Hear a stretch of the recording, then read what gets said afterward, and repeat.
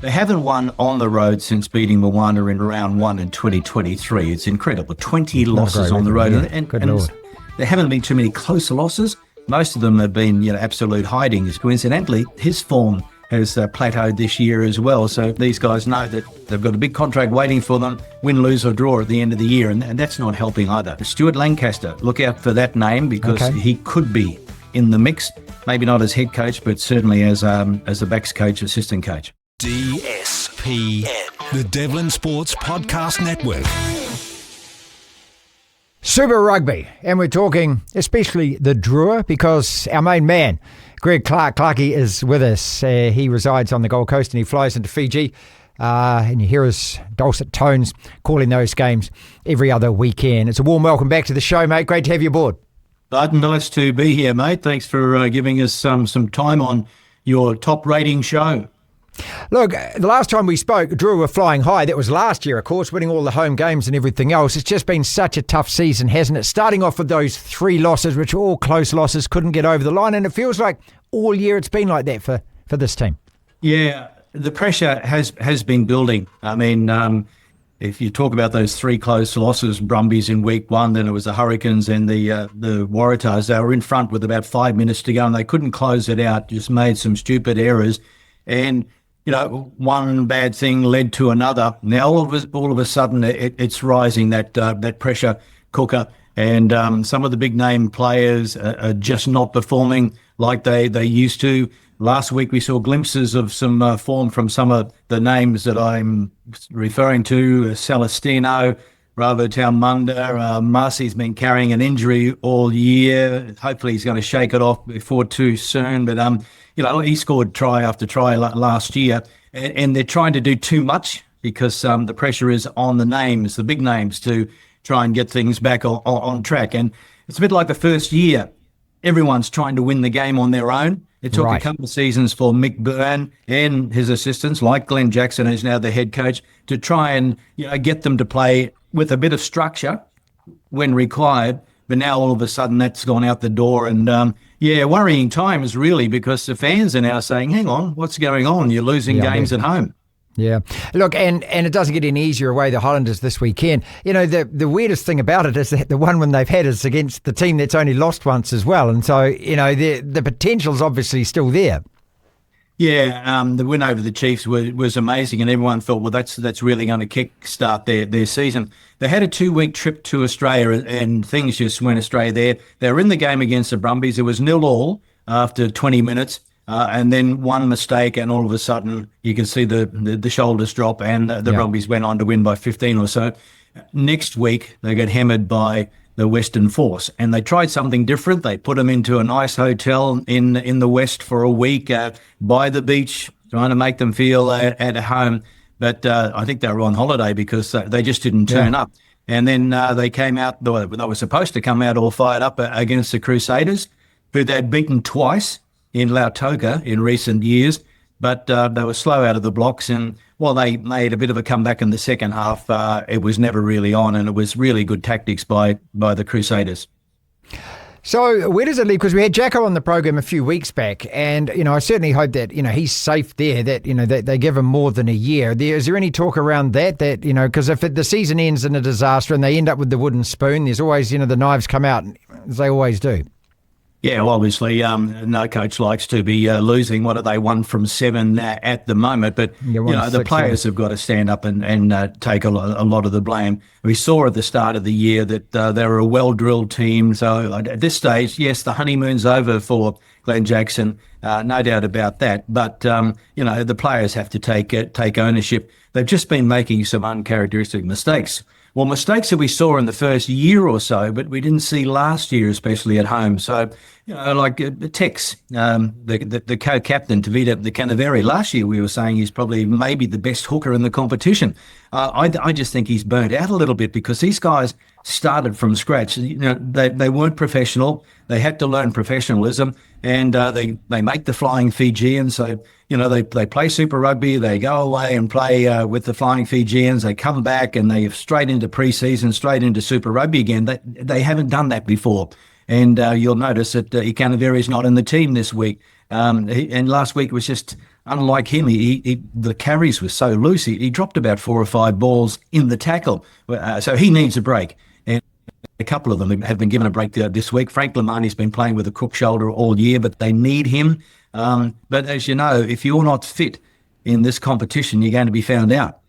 Well, yeah, the bar has been raised as it does every year, doesn't it? It gets faster, it gets bigger, and look, it just waits for no one, and that's the whole thing about it. It's disappointing. I mean, and at the same time, you've got the rise of Moana Pasifika, which, is a pendulum, I suppose, one, but we're kind of, I'd love both teams to be there battling for the top 6. It's not happening at the moment. Is that creating some pride and joy, at least, that there's the other expansion team is doing okay? Oh, yeah, people in Fiji love Moana as well. No doubt about that. They're Pacific brothers. So, yeah, that's probably a bonus for the situation that the Fijian Drua find themselves in. But, yeah, Ardie Savea obviously has made a huge difference to Moana. And, there's the other thing is that they probably need some big guns to come back from Europe to bolster the Fijian Drua, but it just hasn't happened. We got Joan Tamani back, and Inia Tambuwal came back from racing, but he hasn't had the impact that they were hoping he would have. So at least Moana brought in some big names where the Fijian Drua guys have stagnated a little bit, and all of those superstars that we see in a World Cup year playing for Fiji are still running around in Europe. They're still some of the best players in the UK and in France. So we need an injection of that. And the other thing I should throw in is the fact that some of these players, apparently, hasn't been confirmed, have signed for France or for Europe later in the year. I'm talking about Rabu Taumunda. So he's got his future more or less sorted, where last year he didn't. He had to play, he had to perform to try and pick up that big contract in Europe. Not sure about Ekanavari, but Marcy has been linked with, I think, racing in Paris. And coincidentally, his form has plateaued this year as well. So, unfortunately, these guys know that they've got a big contract waiting for them, win, lose or draw at the end of the year, and that's not helping either. Greg, how does the season end, or from here? How does it unfold from here? And what happens if the team does end up... Look, 1-6 at the moment is just not a great record. It's a professional environment. It's not good enough. We all know that. So what happens if it is a disaster and it is a 1 or 2 win season? Well, yeah, we just got to live in hope that they're going to win more than they lose in their last 4 games at home. They haven't won on the road since beating Moana in round 1 in 2023. It's incredible. 20 losses on the road. Yeah. And Lord. There haven't been too many close losses. Most of them have been, absolute hidings. A couple of years ago, they went to Dunedin and I think the Highlanders put 50 or 60 on them. They put 30-odd on them last year, and the Drua didn't even score 1 try in Dunedin last year. So I'm not tipping the Drua this week. I'm hoping that all of a sudden Jacko might say, look, guys, we're going to take a bit of pressure off you, go out there, have a bit of fun, throw it around, and let's see what happens. I'd love that to happen, but whether he gives them the okay to do that, I don't know. Then they come back and they play the Waratahs, who will be desperate at that stage. That's in Lautoka. They've got 3 weeks in a row in Fiji in May, where they play the Reds on a Saturday, the Blues on a Friday night, and that one you'd think that the Blues would be must win for the Blues by them. Yeah, absolutely. And then they also have a game against the Force. They have a bye in the penultimate round, and then they go to Suncorp Stadium to play the Reds, who will probably be playing They'll for be confirmed by that semi-final. time. Yeah, for sure. So, mate, it's not looking good. I know that the fans, I think they will stay with them in Fiji, because they've waited 25 years for a Super Rugby team. They've now had 4 seasons of it, and they love it. We saw last week that they love the Crusaders as well, because they all had a team before the Drua came in. Yeah. So anytime an Australian team or a New Zealand team comes to Fiji, you'll always see some locals wearing opposition and colours. So they love their rugby. We know that half the population watch the Drua games, whether it's on their phone and the village TV, Such a good stat, yeah. It's amazing. So I'm just hopeful that they're going to get their act together and win a couple now, and give them some hope for next year, where they'll rebuild again, because, as I said, some of those big names will be going overseas. All right, let's look up that end of the table then, where we've got this Titanic match this weekend. We're just speaking to Marto earlier, Greg Martin, I know he's an old mate as well, and about the Reds versus the Brumbies. Top dog in Australia up for grabs here. I've been looking forward to this one since I think about round 4, when both of those teams you're looking at and think, okay, when do they clash going through the schedule? It's round 9. Here it comes. Yeah, looking forward to it. Unfortunately for the Reds, Harry Wilson, their inspirational number 8, is out for 6 weeks at least, they're saying, because of a broken arm. So that's a real dent in the Reds' armour, no doubt about that. But Fraser McBride is there. Tate McDermott playing his 100th, so players and their teammates usually rise when there's a milestone in the team. Reds very hard to beat at Suncorp Stadium, as we saw. They handled the Waratahs no problem. Just got over the Force, but the Force have improved this year. I'm leaning towards the Reds. Number 1, I'm a Queenslander, but number 2. Obviously, they've got the position on the ladder. They're higher than the Brumbies, and I'm just not too sure about the Brumbies. I know they beat the Blues at Eden Park and broke that long drought in Auckland, but to me, they haven't sort of looked like a top 2 or 3 team. Still waiting them to get into gear, aren't we? Yeah, we're still waiting on that. But I just look at them and I just think I think they are a better side than what they've been showing, as opposed to New South Wales, who had a rocket start all those games at home and have conceded over 100 points in 2 games here in New Zealand.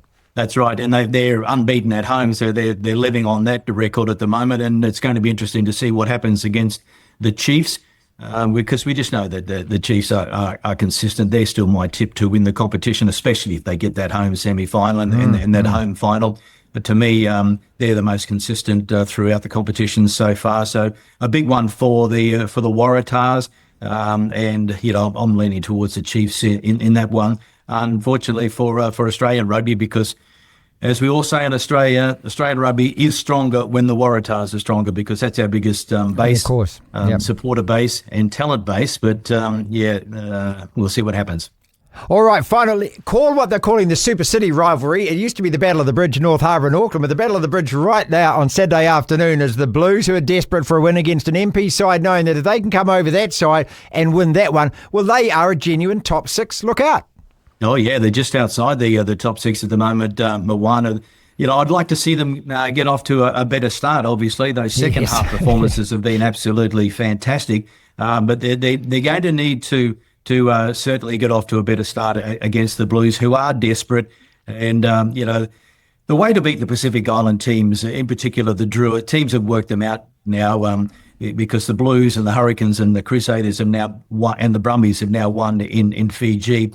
You've just got to slow the game down. You cannot match it with them. You can't play the Pacific style with them. You kick to the corner, you play the game at the other end, you walk to every line out. The hooker goes down at every scrum and does up his bootlaces or calls for a bit of help, and the referee can't back the scrum because the hooker's down on the ground. You just slow it down.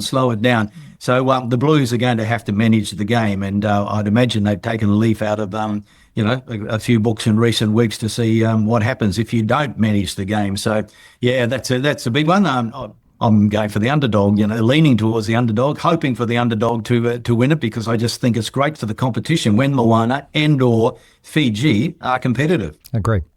Always a pleasure to have you on. Thank you so much again for catching up with us, mate. I thought you were going to ask who's going to be the Wallaby coach. They'll name him in the next week or two. That's going to be very interesting. Give me a tip then. Les Kiss. Yeah. That's what Marto says as well. And I think that'd be a damn good choice, to be perfectly honest. I still think Stephen Larkham has got to be somewhere in the mix, doesn't he? Could he be part of that coaching group? My understanding is possibly not the head coach, but they still see him as an assistant coach. He needs a few more runs on the board as a head coach. The thing about Les Kiss is he's got a great relationship with Joe Schmidt, and Joe might stay on in a consultancy role similar to what he did with the All Blacks. So when you've got Joe Schmidt in your corner, that's going to help. And Stuart Lancaster, look out for that name, because he could be in the mix. Maybe not as head coach, but certainly as a backs coach, assistant coach. DSPN.